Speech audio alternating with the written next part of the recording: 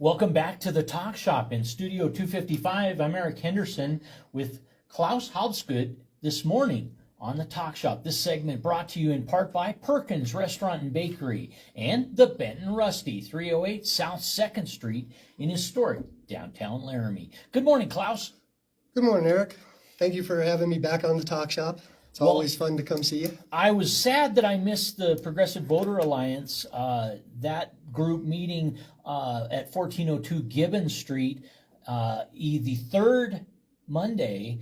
I had another commitment, wasn't able to make it, but I did catch the video. If you or anybody might be interested in the listening audience, those videos are very informative. This week's guest, Anthony Serrano from the Wyoming ACLU, and Nicole, I don't remember Nicole's last name. You got me on that Nicole, her topic was AI, artificial intelligence, and it can be a good thing.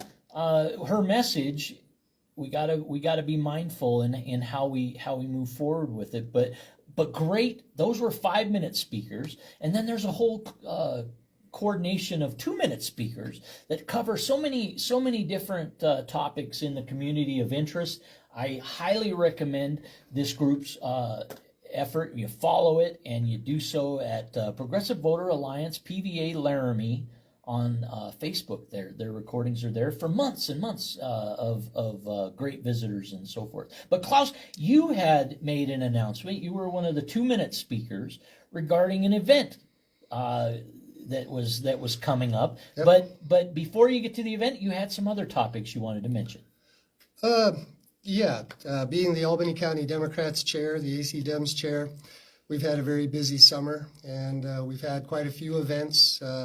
Started out a few months back with the town hall with Harriet Hageman. That was an interesting Gathering one. for Good. Gathering for Good. Glad you remember that. Here recently, over the last month in June, we had the June 14th rally at the courthouse, and then march up to Washington Park for Pride Fest. The Dems had a booth there. It was a great day. We got to meet lots of people in our community. I got to talk to lots of people, which is something your listeners will know about me. I love to talk. So it was great. Met a lot of new friends, got a lot of new people interested in the party. Shortly thereafter, we had the July 4th festivities. We had the booth at the park again. Got to have a great day. A little bit of rain, wasn't too bad, but again, got to be out in the community talking to people, and that's what it's all about. If you're going to be doing what I do, you need to get out into the community. You need to do things like this. We've talked about showing up before in various different capacities, and you just need to get out and talk to people and listen to what their concerns are, and hopefully we can all work together to make our community a little bit better place. So some of the upcoming events that we're going to be having, probably a little bit closer to when the snow's on the ground, probably end of October, beginning of November, we're going to have our second annual music festival. We had our first one last year in September. We unfortunately scheduled it for homecoming, so that wasn't the most brilliant thing that we did, but we're learning. Everything's a learning process. That was our first one, so this will be our second one. We're working on getting the bands put together for that. We've already got the venue, so we'll be promoting that in the very near future. We'll also have our typical yard sale, garage sale, whatever you want to call it, coming up, and who knows what other little fun things we'll decide to come up with to keep people interested in the events that Albany County is doing. But one that we've got coming up this Sunday is featuring Pam Hemphill, who I actually met in one of my other capacities as the vice chair of the Wyoming Democratic Party Minority and Allies Caucus. We had her as a guest speaker. I think it was back in March or April. She came in, and she's nationally known as the MAGA Granny. She got involved with the MAGA movement in Idaho and started, and I don't want to give too much of it away because I want everybody to come to our event Sunday at the UUFL at 3 p.m.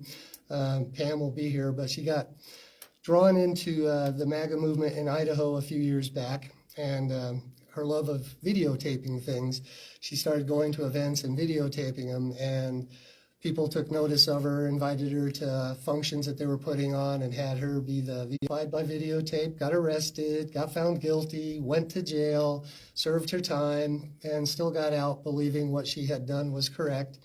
But then she started talking to people, and some realizations started to come to her. And again, I don't want to say too much. Podcasts on cable news. She's done podcasts. She's put videos together. She just recently did one with Jamie Raskin, the House of Representatives, quite outspoken. I'm sure most people, if they pay attention, know who he is.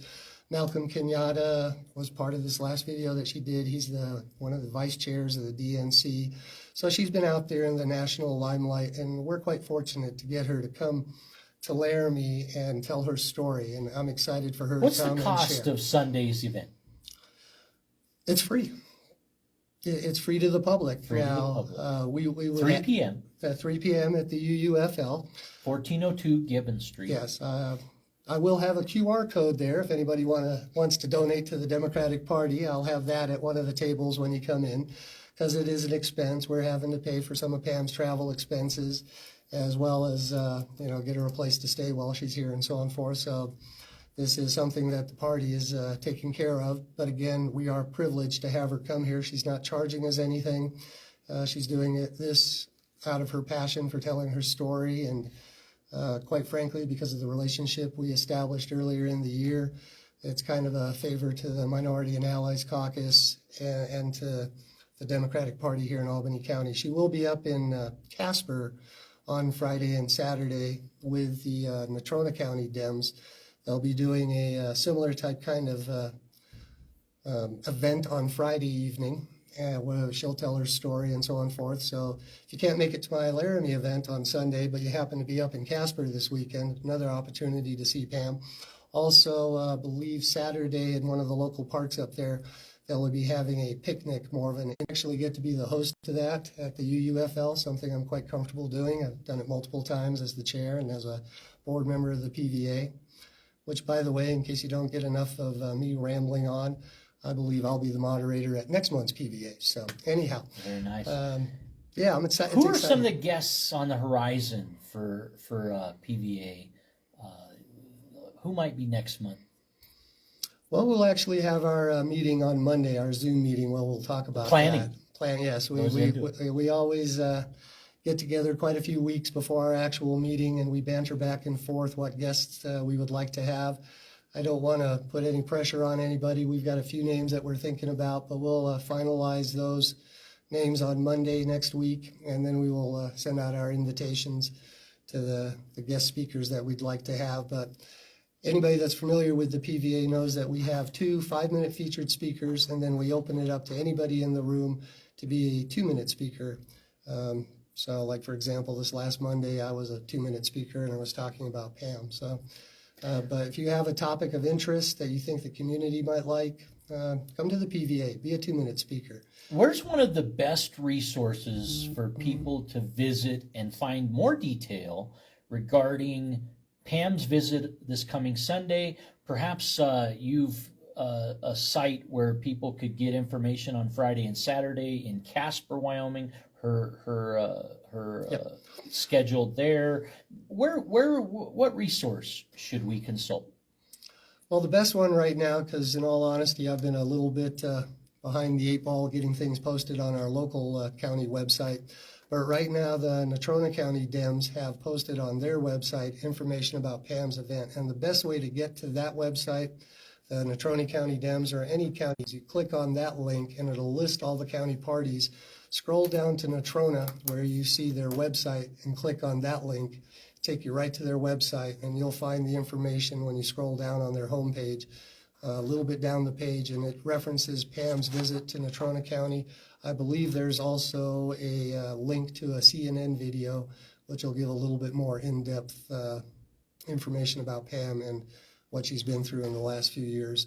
She's an amazingly courageous woman because of what she's been doing. There's a few people that aren't really pleased with her, so sadly she's gotten death threats and that kind of stuff, which is quite unfortunate. We're not looking to have either in Casper this weekend, the state party, Minority and Allies Caucus, or even down here in Laramie on Sunday.